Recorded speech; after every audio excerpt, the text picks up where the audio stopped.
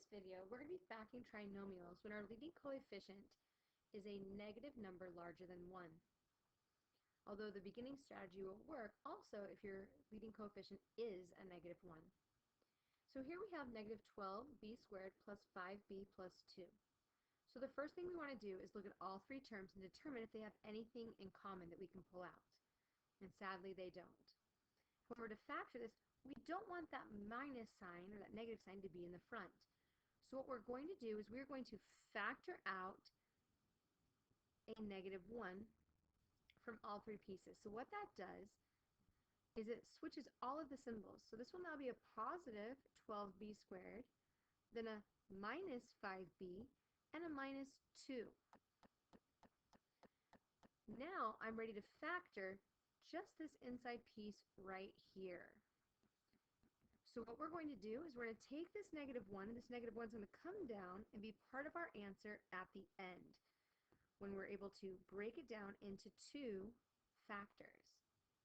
Now because our trinomial that's left over has a leading coefficient that's not a 1, we can use our disco box method in order to solve this problem. Which means we're going to take this first piece and it's going to go in the first box. And we're going to take the last piece and it's going to go in the last box. So 12b squared and the minus 2. Then we're going to take that 12b squared and multiply it with our negative 2. Doing that is going to give us a value of negative 24b squared. Then we want to break that down because those numbers are going to go in our leftover pieces here. So two numbers that will multiply to 24b squared, but will add to negative 5b.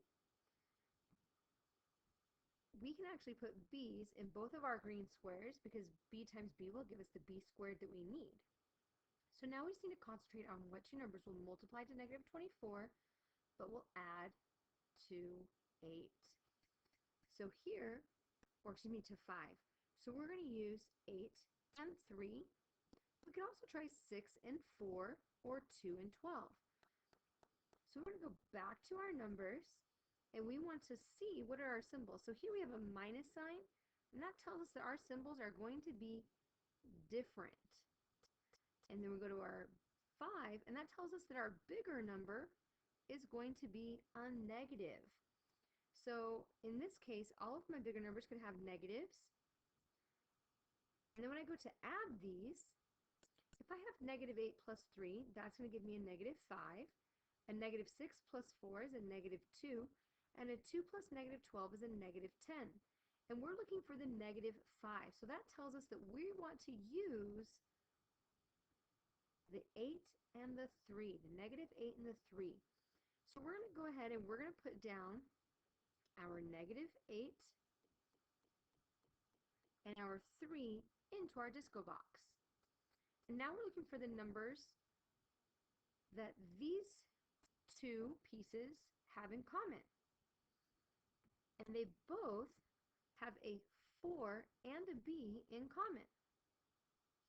So now what numbers will go into the 3b and the minus 2? And the only thing that they have in common is a 1. Then we want to know what does the 12b squared and the 3b have in common. And each of them has a 3 and a b in common. And our last numbers, negative 8b and minus 2, only have a negative 2 in common. So now we're going to take our 4b plus 1 and write it down, and we're going to take our 3b minus 2 and write it down. And those are our factors for our polynomial. I'm going to have you try letter B on your own. So go ahead and push pause, and when you're done, push play, and let's see if you were right. So letter B is negative 6x squared plus x plus 15. They don't have anything in common, but we're starting with a negative, so we're going to need to pull out a negative 1 from our piece. So we have negative 1, and that's going to leave us with a 6x squared minus x minus 15. We're going to bring down our negative 1 to the end to leave in part of our answer for when we're done factoring. We're going to create our disco square. We're going to take our first piece and put it in the first spot. And we're going to take our last piece and put it in the last spot. And then we're going to multiply those two pieces together. And it's okay that these numbers are going to come out kind of big. We can use our calculator to help us if we need to. So when we multiply these together, we have negative 90x squared. And so the numbers that make that will go into our leftover green squares.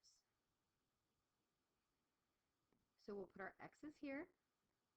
And now we can concentrate on the negative 90. So we want to know what two numbers will multiply to negative 90, but will add to a negative 1. So I'm thinking of 9 and 10, because 9 times 10 is 90, and I'm pretty sure if we can add those, we can get a 1. So let's just double check our symbols. So our last symbol is a minus, so that tells us that the symbols are going to be different, meaning one will be positive and one will be negative. And our minus sign here tells us that our bigger number is going to be the negative symbol. So if we put our minus sign right there, and we take 9 and we add negative 10 to it, we get a negative 1, which is what we're looking for. So we can take our 9 and our negative 10 and put them in our boxes. And now we need to pull out the numbers that they have in common. So the numbers that this column has in common are a 2 and an x. So we can write 2x. The numbers that this column has in common is 3. So we can write down 3. The numbers that this column has in common is also a 3, but also they have an x in common. And this row has a 5 and a negative sign in common, so a negative 5. Now, we can take our numbers, so we'll take our 3x minus 5, and we'll take our 2x plus 3, and we'll write those into our factors. And we made sure we pulled down our number that we brought out earlier. And so now we're finished, and these are the factors of negative 6x squared plus x plus 15.